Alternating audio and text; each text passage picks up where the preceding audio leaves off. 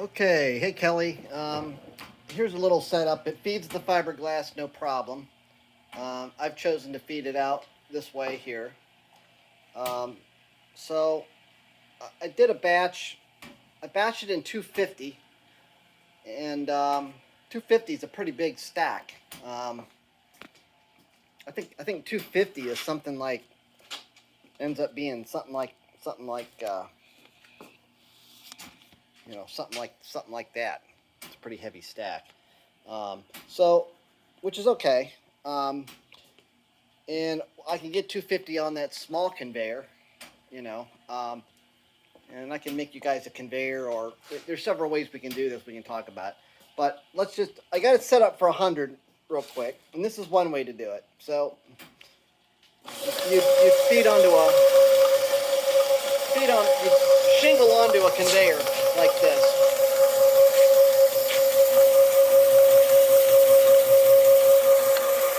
And you can see I'm trying to hold the phone here at the same time as I'm feeding these. So I just counted 100. So this is 100 of them right here. That would be 100.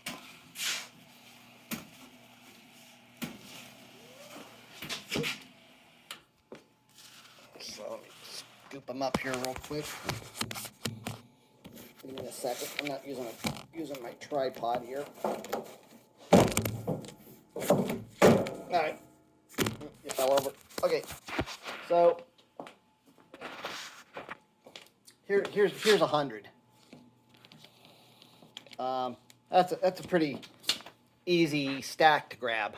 You know, it's not that heavy. So I mean, we can do 250s. If you're gonna go to 500, you gotta do what? 125. We could do 4 125s, or 5 100s.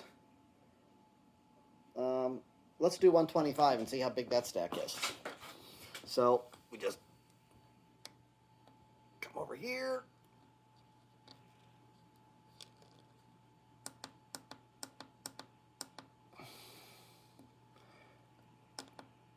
Okay, and then we got it set for 125.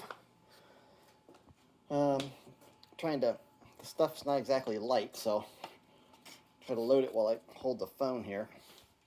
We don't need a hopper this big. This is my standard hopper, but with this fiberglass, you'll never go that big. If that's all you're ever gonna feed, we'll probably just cut these down and make them shorter so they don't stick up in the air so much. There's just no reason for it to, less is more,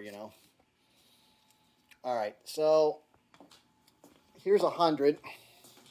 So if we did hundreds, obviously we'd have to do 5 stacks of 100. But let's do 125s here and see what that's like.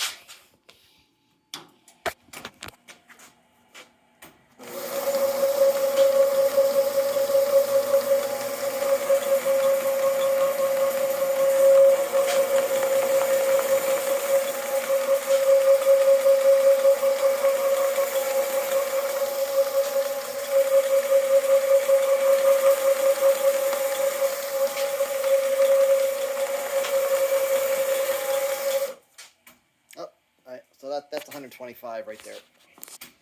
All right, so let me prop my phone up here for a second while I gather it up.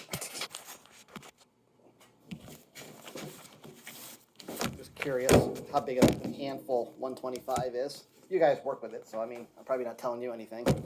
You guys know how much this stuff is.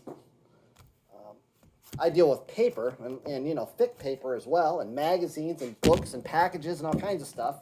But this stuff's just dense. It's interesting how heavy it is for what it is. But obviously it's fiberglass, and I'm covered in fiberglass right now. My wife wanted to know what in the world was all over me. It looks like I got like a hairy shirt, and I was upstairs sending some communications. I got glass sticking in my arms. All right, so that's 125. That's pretty reasonable. So 4 of those makes up our 500, and I could add a. You may have seen. Have you seen my jog box? I have a jog box we can go into. So how that works is, instead of the feeder sitting on the cart, and the cart here is nice and adjustable, um, the jog box sits on here, and then the feeder sits on the jog box. And then as it's feeding, there's little paddles that jog it real nice. So it's like this.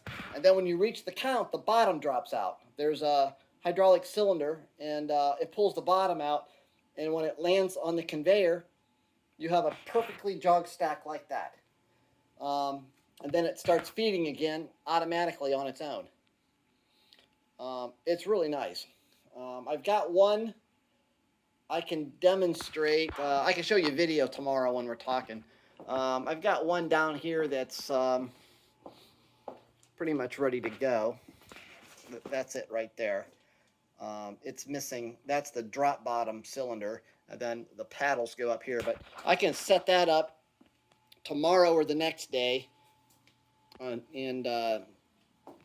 do that. I mean, I'm not going to set it up, unless that's what we're going to do, because I got videos of how it works. You can see that. So, yeah, I mean, I suppose I can take the video time and see how long it took to do 125. Right now, I think I got the speed turned up all the way.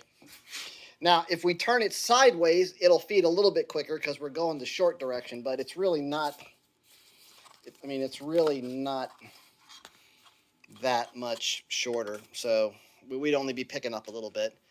And yeah, I mean, we could get faster motor and faster pulleys, but I'm not sure how you're doing it now. So I'm not sure how fast is acceptable.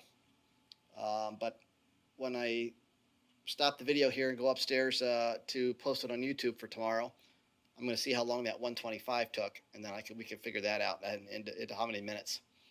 I don't think that took more than. I don't think it took more than 2 minutes. It went pretty quick, so it's possible. I don't know how tight your box is. We could make something where the box is right at the end, and it feeds and drops right in the box. It fills the box up literally and puts all 500 in there. So that's possible. I guess those are your boxes way over there. They're on the table there, the two brown ones right above the bubble wrap. So now that I'm looking at that stack there, if that's 125, then that stack there is at least 250, and the stack next to it's at least 125, a little bit less than that. Plus that, so that's this each box over there. That's a box of 500, I'm assuming, and you sent me 2 boxes. So you guys sent me 1,000 of these things. That's what I'm guessing. I didn't open the second box. I've only opened one box. So I have 500 here in this box. So that would mean that if that's how you ship them in boxes like that, and I don't think they're tight from what I remember, it's kind of loose in there, we probably can feed right into the box and not even worry about jogging it. So we can talk about that tomorrow as well. I don't know how fancy you wanted to get. I mean, I could have a conveyor that the box sat on, and once the box got full, it moved the box out, and the next box went underneath it and filled that one up, and the boxes kept coming out. But I don't know that you need it to be that automated. Just when the box is full, move it and stick another one under it. We can put, this here raises way up.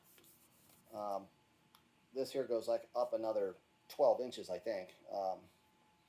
The stand's really nice because it cantilevers out off of it. So, very good. Thank you. Brent Barnhart with CueFeeder. And these are fiberglass sheets. I'm not exactly sure what they use them for. I'm dying to find out. They also make lots of gaskets and various things. Looks like an interesting company.